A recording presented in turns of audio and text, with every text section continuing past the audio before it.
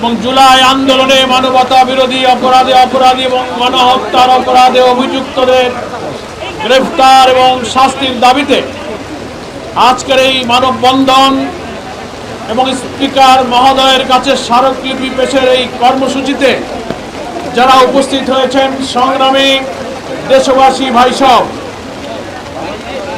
আষাঢ়ের এই বর্ষণমুখর দুপুর থেকে দেশ ও জাতির প্রয়োজনে একটি বৈষম্যহীন বাংলাদেশ গড়ার জন্য 11 দলের ডাকের সাড়া দিয়ে আজকের এই মানববন্ধন কর্মসূচি সফল করেছেন। আমি 11 দলের পক্ষ থেকে তাদের সকলকে মোবারকবাদ এবং ধন্যবাদ জানাচ্ছি। অনেক নেতৃবৃন্দ, হাজার হাজার নেতাকর্মীরা এখানে এসেছিলেন।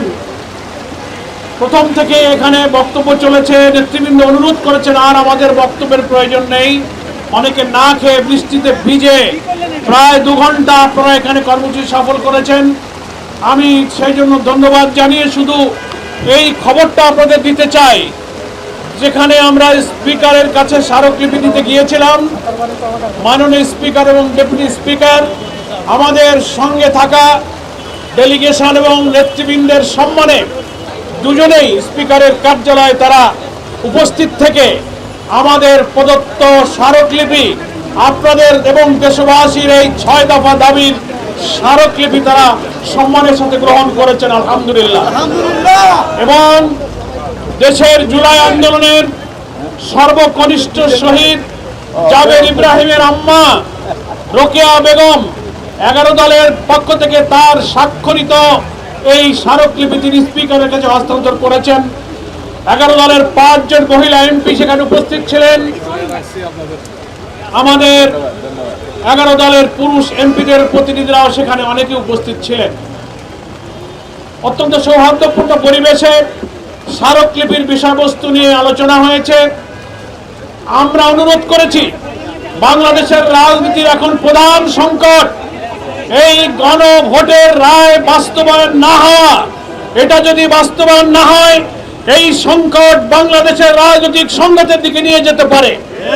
ওনাকে অনুরোধ করেছি, আপনি পার্লামেন্টের গার্ডিয়ান হিসেবে দেশের প্রধানমন্ত্রী, সংসদ নেতা এবং বিরোধী দলীয় নেতা উভয়কে নিয়ে আমাদের গণভোটের ম্যান্ডেট অনুযায়ী 70% হা ভোটে জয়যুক্ত হওয়া গণভোটের রায় বাস্তবায়নের আইনি পদক্ষেপ আপনি গ্রহণ করবেন। তিনি আমাদেরকে এইটুকু আশ্বস্ত করেছেন, স্পিকার হিসেবে আমি নিরপেক্ষ, তবুও এই সংকট নিরসনে আমি মাননীয় প্রধানমন্ত্রীর সাথে বিরোধী নেতার সাথে কথা বলে আমার সাধ্য অনুযায়ী আমি একটা উদ্যোগ গ্রহণ করব।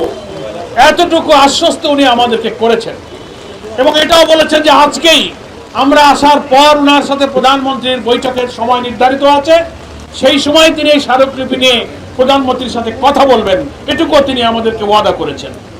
সম্মানিত দেশবাসী, বৃষ্টিতে ভিজে আমরা আপনাদের আর কষ্ট দেব না। এই আন্দোলন 36 দিনের যে কর্মসূচি 11 দল ঘোষণা করেছে, তারই একটা অংশ আজকে ছিল। আগামীকাল জাতীয় সেমিনার হবে ডিপ্লোমা ইঞ্জিনিয়ার্স ইনস্টিটিউট সকাল 10টায়। 11 দলীয় শীর্ষ নেতারা সেখানে উপস্থিত থাকবেন। বিরোধী দলীয় নেতা ডক্টর শফিকুর রহমান সহ 11 দলের শীর্ষ নেতারা সেখানে বক্তব্য রাখবেন। আপনাদের সেখানে সকলকে আমন্ত্রণ জানাই।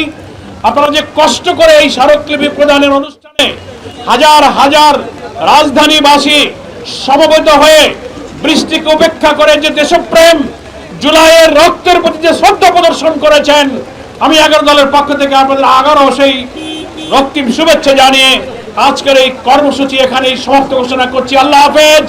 বাংলাদেশ জিন্দাবাদ। 11 দলীয় ঐক্য জিন্দাবাদ।